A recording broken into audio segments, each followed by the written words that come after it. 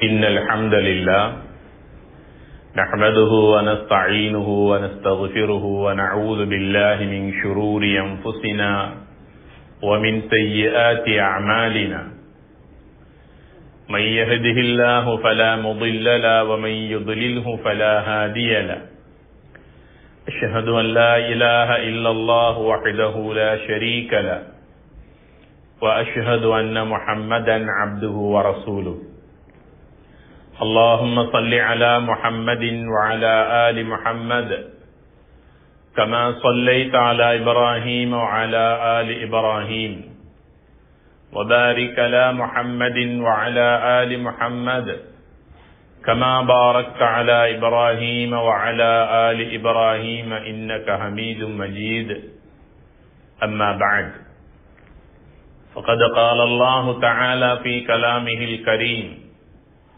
أعوذ بالله من الشيطان الرجيم بسم الله الرحمن الرحيم يا أيها الذين آمنوا كتب عليكم الصيام كما كتب على الذين من قبلكم لعلكم تتقون وقال الله تعالى وأنفقوا مما رزقناكم من قبل أن يأتي أحدكم الموت فيقول رب لولا أخرتني إلى أجل قريب فأصدق وأكن من الصالحين وقال النبي صلى الله عليه وسلم من صام رمضان إيمانا واحتسابا غفر له ما تقدم من ذنبه متفق عليه அளவற்ற அருளாளனும் நிகரற்ற அன்புடையோனுமாகிய எல்லாம் வல்ல அல்லாஹுக்கு தபாரக் வ தஆலாவின் பெயரால் இன்றைய குத்பா பிரசங்கத்தினை ஆரம்பம் செய்கிறேன். எல்லா புகழும் புகழ்ச்சியும் அல்லாஹ் ஒருவனுக்கே உரித்தானது. அல்ஹம்துலில்லாஹ். சாந்தியும் சமாதானமும் அல்லாஹுவின் இறுதி தூதர் எம் உயிரிலும் மேலான அன்னலம் கண்மணி நாயகம் ஸல்லல்லாஹு அலைஹி வஸல்லம் அவர்கள் மீதும் அவர்களுடைய வாழ்வை முழுமையாக பின்பற்றி நடந்த உத்தம சஹாபாக்கள், தாபிஈன்கள், தபஉ தாபிஈன்கள், முத்தகீன்கள், நல்லோர்கள் நாம் அத்துணை பேரின் மீதும் எல்லாம் வல்ல அல்லாஹுக்கு தபாரக் வ தஆலாவின் சாந்தியும் சமாதானமும் மக்ஃபிரத்தும் உண்டாவதாக வேண்டியதன் பின்னால் புனிதமான ஜும்ஆவுடைய கடமையை நிறைவேற்றுவதற்காக அல்லாஹு தஆலாவின் மாளிகையில் வீற்றிருக்கும் அல்லாஹின் நல்லடியார்களே, தக்வாதாரிகளே,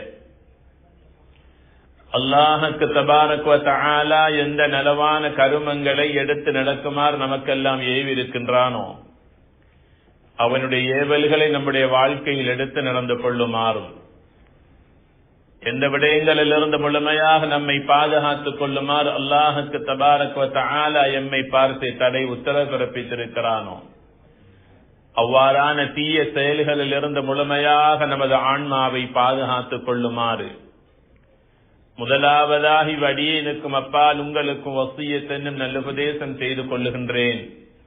எல்லாம் வல்ல அல்லாஹ் நாம் அனைவர்களுக்கும் அவனுடைய மேலான மன்னிப்பையும் ரஹமத்தையும் சொரிந்தருள்வானாக. உன்னதமான இந்த மஸ்ஜிதிலே எங்களை எல்லாம் ஒன்று சேர்த்த அல்லாஹ் நாளை சுவர்க்கத்திலும் நம்மையும் நம்மை சார்ந்தவர்களையும் ஒன்று சேர்த்தருள்வானாக. கண்ணியத்திற்குரிய அல்லாஹுடைய நல்லடியார்களே, சகோதரர்களே, காலங்களில் ஒரு சிறந்த காலம் ரமலானுடைய மாதம் எங்களை வந்து அடைந்திருக்கிறது. இஸ்லாத்தின் 9வது மாதமாகிய ரமலானுடைய மாதம் அல்லாஹினுடைய அருட்பாக்கியங்களையும் அல்லாஹினுடைய மன்னிப்பையும் நரக விடுதலையும் சுமந்து வந்த ஒரு மாதமாகும். இந்த மாதத்தை பற்றி அல்லாஹு தஆலா பரிசுத்தமான அல் குர்ஆனில் ஷஹ்ரு ரமலான் அல்லதி உன்ஸில ஃபீஹில் குர்ஆன், பரிசுத்தமான அல் குர்ஆனை அல்லாஹ் இறக்கி அருளிய மாதம் என்று இந்த மாதத்தை பற்றி புகழ்ந்து பேசுகின்றான்.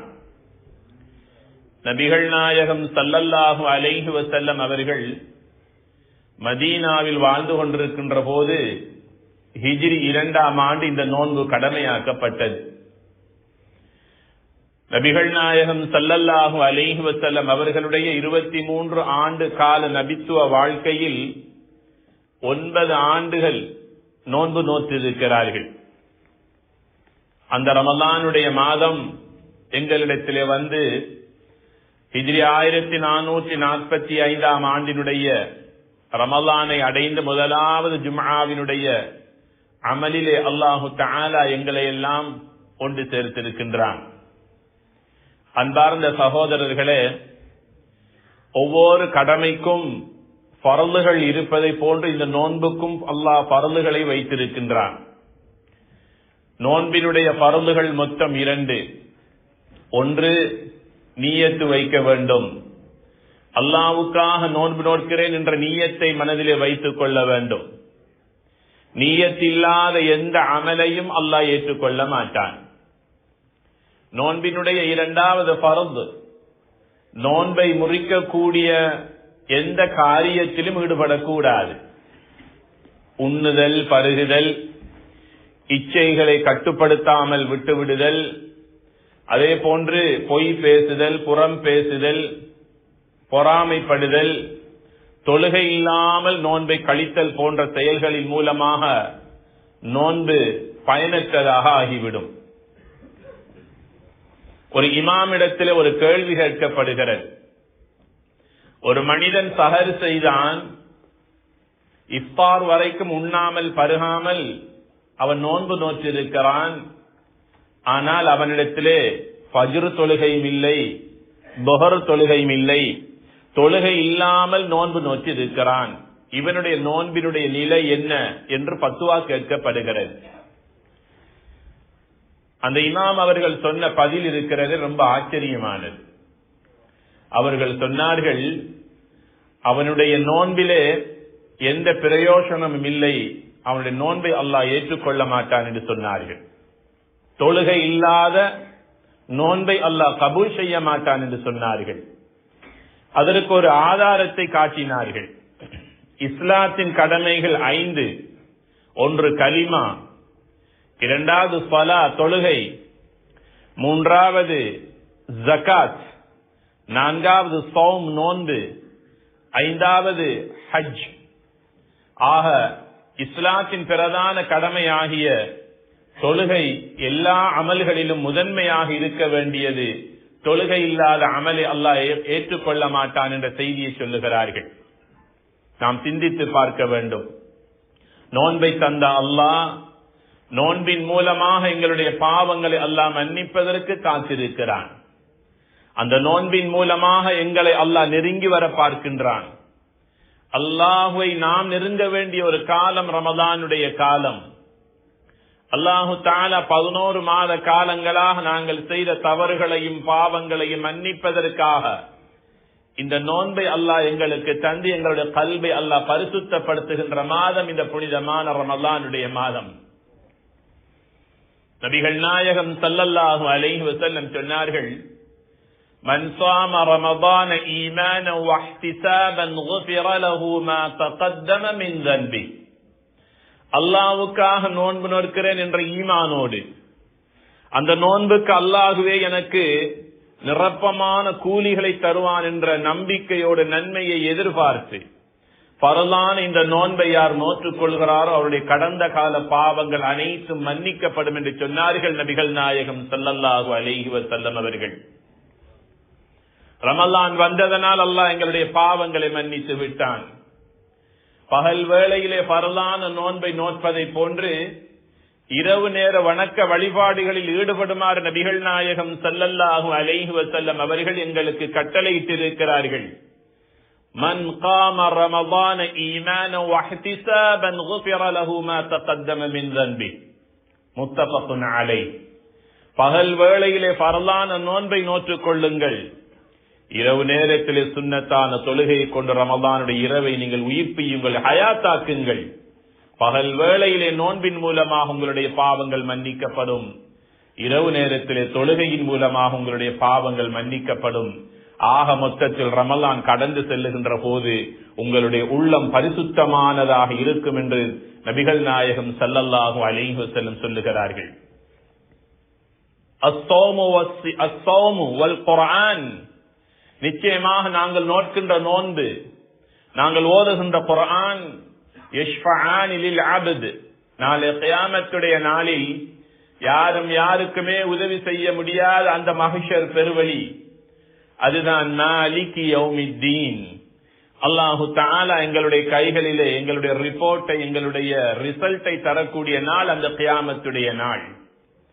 அந்த நாளில் எங்களுடைய தாய் எங்களுக்கு உதவி செய்ய மாட்டார்கள், எங்களுடைய பிள்ளைகள் எங்களுக்கு எந்த உதவியும் செய்ய மாட்டார்கள், எங்களோடு நெருங்கி பழகியவர்கள் யாரும் எங்களோடு நெருங்கி வருவதற்கு கூட பயப்படுகின்ற நாள் அந்த மஹ்ஷர் பெருவழி. எல்லா மக்களும் யா நஃப்ஸி யா நஃப்ஸி யா நஃப்ஸி என்று ஓடுகின்ற நாள் அந்த பயங்கரமான மஹ்ஷர் பெருவழி. யா அல்லாஹ் என்னை காப்பாற்றி என்னை பாதுகாத்தது, இந்த நிலையிலிருந்து என்னை பாதுகாத்தது என்று ஓடுகின்ற நாள் அந்த மஹ்ஷருடைய மைதானம். தலைக்கு மேலால் அல்லாஹு தஆலா சூரியனை கொண்டு வந்து நிறுத்தி வைத்திருப்பான். சூரியனுடைய உஷ்ணத்தை, வெப்பத்தை தாங்கிக் கொள்ள முடியாமல் மக்களுடைய உடம்பெல்லாம் அப்படியே கரைந்து கரைந்து ஓடிக்கொண்டிருக்கக்கூடிய நாள் அந்த மஹ்ஷருடைய பெருவழி. யாரும் யாருக்குமே உதவி செய்ய முடியாத அந்த நாளில் நாங்கள் நோற்ற இந்த நோன்பு அல்லாஹ்விடத்திலே ஷஃபாஅத் செய்யும். யா அல்லாஹ், உண்ணுவதற்கு உணவு இருந்தது, பருகுவதற்கு பானம் இருந்தது, இச்சைகளை கட்டுப்படுத்தி கொண்டான். இந்த அடியான் நீ சொன்ன ஒரே காரணத்திற்காக நோன்பு நோற்றான். பகல் வேளைகளில் இவனுடைய பாவங்களை மன்னித்து சுவர்க்கத்தை கொடியா அல்லாஹ் என்று நாங்கள் நோற்றிருக்கின்ற நோன்பு அல்லாஹ்விடத்தில் மன்றாடுகின்ற போது இந்த நோன்பினுடைய ஷஃபாஅத்தை அல்லாஹ் கபூல் செய்து, நான் உன்னை மன்னித்து விட்டேன், நீ சுவர்க்கம் நுழைந்து விடு என்று அல்லாஹு தஆலா நோன்பு நோற்ற நோன்பாளிகளை ரையான் என்ற வாசலின் ஊடாக சுவர்க்கத்திற்குள்ளே நுழைவிக்கக்கூடிய ஒரு அருமையான பாக்கியம் இந்த நோன்புக்கு மாத்திரம்தான் இருக்கிறது. அந்த ஸ்ரீதேவிகளின் கூட்டத்தில் அல்லாஹ் நம் அனைவர்களையும் சேர்த்தருள்வானாக. நாங்கள் ஓதிய குர்ஆன், இக்ராஉல் குர்ஆன் ஃபஇன்னஹு யஅதி யௌமல் கியாமஹ் ஷஃபீஅன் லி அஸ்ஹாபிஹி. அபு உமாமா ரலியல்லாஹு அன்ஹு அவர்களை பார்த்து நபிகள் நாயகம் ஸல்லல்லாஹு அலைஹி வஸல்லம் சொன்னார்கள், என்னுடைய கலாம் உங்களுடைய கைகளிலே இருக்கிறது, என்னுடைய கலாம் உங்களுடைய வீடுகளிலே இருக்கிறது, அதை கொஞ்சம் தொடர்ந்து ஓதுங்கள், நாளை கியாமத்துடைய நாளில் அந்த பாக்கியத்தை நீங்கள் பெற்றுக் கொள்வீர்கள். ஒரு நாளைக்கு எங்களுடைய வீட்டிலே என்னுடைய மனைவி பிள்ளைகள் இல்லாத வேளையிலே தனிமையில இருக்கின்ற போது நாம் யோசித்துக் கொண்டிருக்கிறோம். தனிமையிலே ஒரு ரூமில இருக்கின்ற போது ரொம்ப கவலையோடு இருக்கிறோம், பலவாறான யோசனைகளோடு இருக்கிறோம்.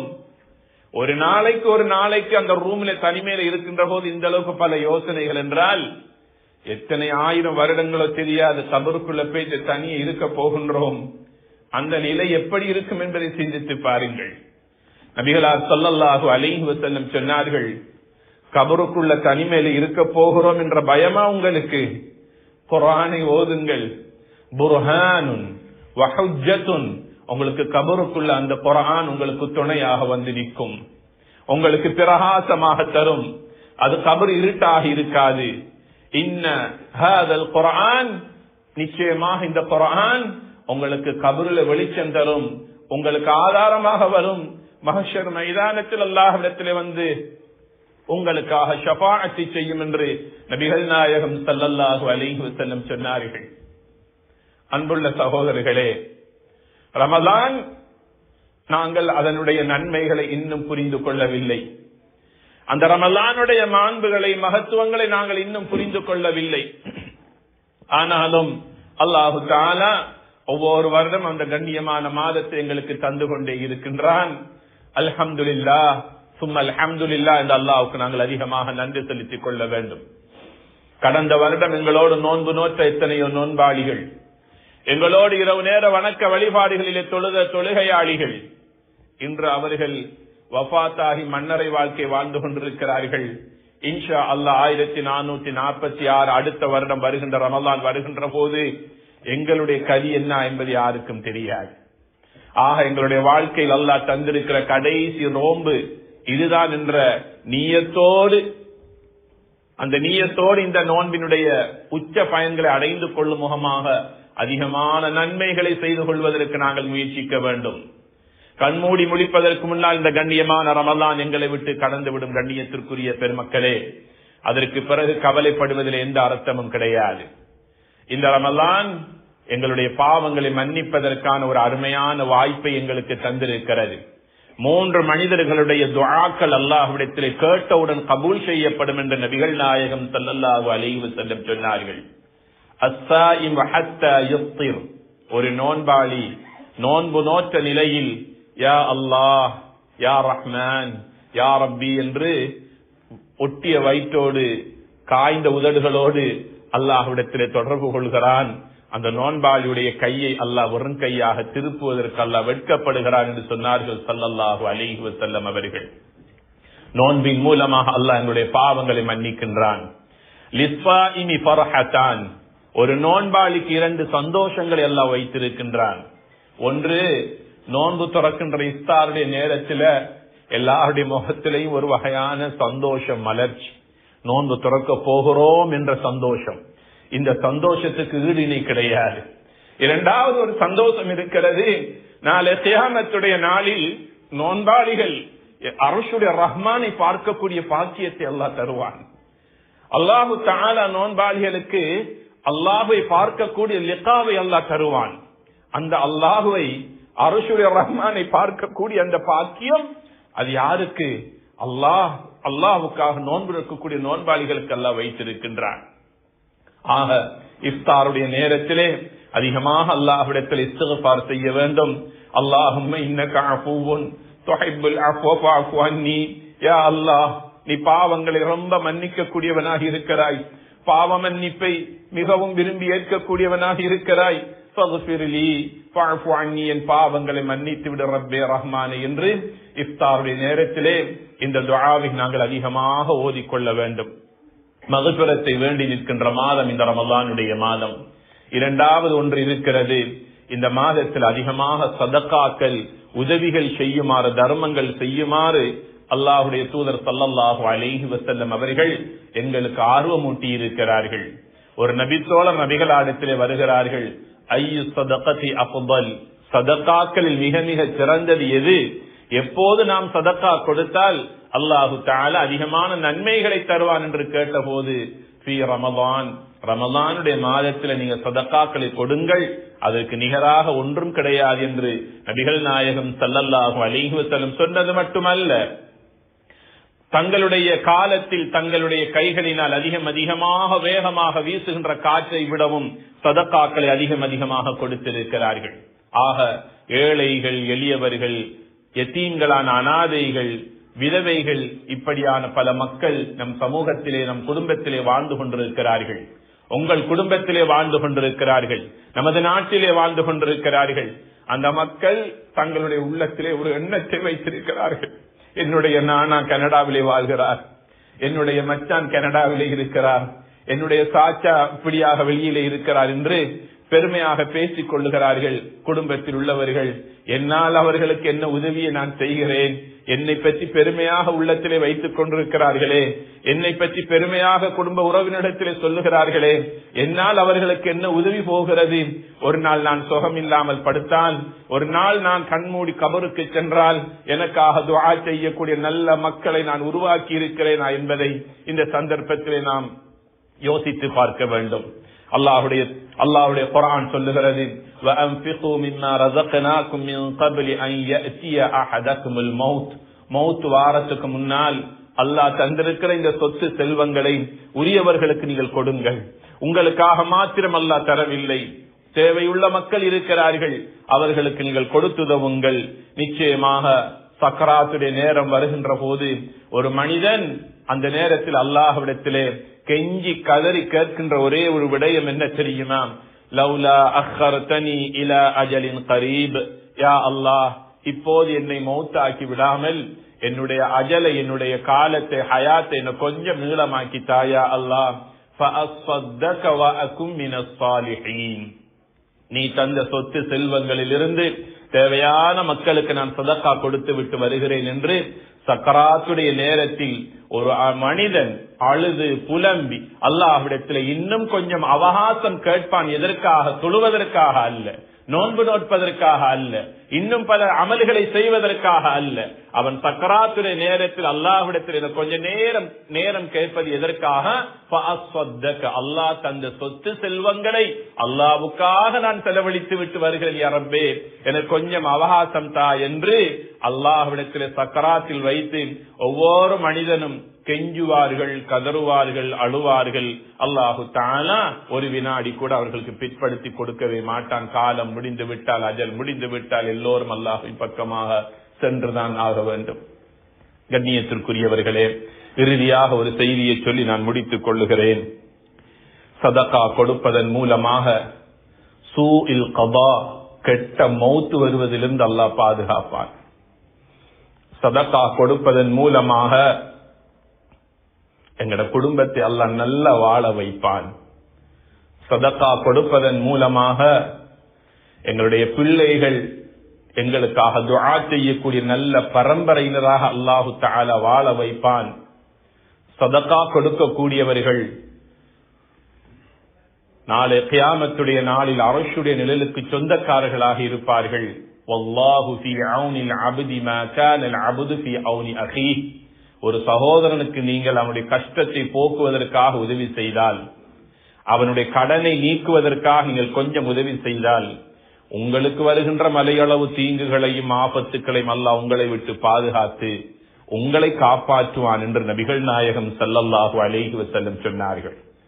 நீங்கள் எல்லோரும் அல்ஹம்துலில்லாஹ் எக்காலத்திலும் எல்லா காலத்திலும் எல்லோருக்கும் உதவிகள் பல செய்து கொண்டிருக்கிறீர்கள். இந்த ரமலானை ஒரு வாய்ப்பாக பெற்றுக் கொள்ளுங்கள். இந்த ரமலானை ஒரு சந்தர்ப்பமாக எடுத்துக் கொள்ளுங்கள். அடுத்த ரமலான் வருகின்ற போது இன்னும் இதைவிட அதிகமாக நான் கொடுப்பேன் என்ற நியத்தை கல்வில எடுத்துக் கொள்ளுவோம். ரமலான் முடிவுகின்ற வரைக்கும் அதிகமாக குர்ஆனை ஓதுவோம். கைகளில் இருக்கின்ற போன்களை கொஞ்சம் வைத்துவிட்டு பரிசுத்தமான குர்ஆனை கைகளிலே ஏந்துவோம். 5 நேர தொழுகைகளை கரெக்டாக நேரத்துக்கு தொழுது கொள்வோம். முன்பின் சுன்னத்தான தொழுகைகளில் அதிக கவனம் செலுத்துவோம். குடும்ப உறவினர்களோடு நெருக்கமான உறவை வைத்துக் கொள்ளுவோம். யாரோடையும் கோபித்துக் கொண்டு கதைக்காமல் இருக்கக்கூடாது. குடும்ப உறவுகளை சேர்ந்து வாழ வேண்டிய ஒரு காலம். எல்லாம் வல்ல ரஹ்மான் நம் அனைவர்களுடைய பாவங்களை மன்னித்து இந்த ரமலானை எங்களுக்கு ஒரு ரஹ்மத்துக்குரிய மாதமாக அல்லாஹ் ஆக்கி தந்தருவானா. யா அல்லாஹ், எங்களுடைய பாவங்களை மன்னிப்பாயா, எங்களுடைய மனைவி பிள்ளைகளுடைய பாவங்களை மன்னிப்பாயாக, எங்களுடைய பெற்றோர்களுடைய பாவங்களை மன்னிப்பாயாக, எங்களுடைய சகோதர சகோதரிகளுடைய பாவங்களை மன்னிப்பாயாக.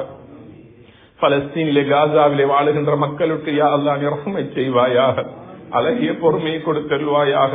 அவர்கள் இழந்தவைகளை விட கயிறுகளை நலவுகளை கொடுத்து இந்த உலகத்திலே மீண்டும் சந்தோஷமாக வாழக்கூடிய சந்தர்ப்பத்தை உருவாக்கி கொடுப்பாயாக.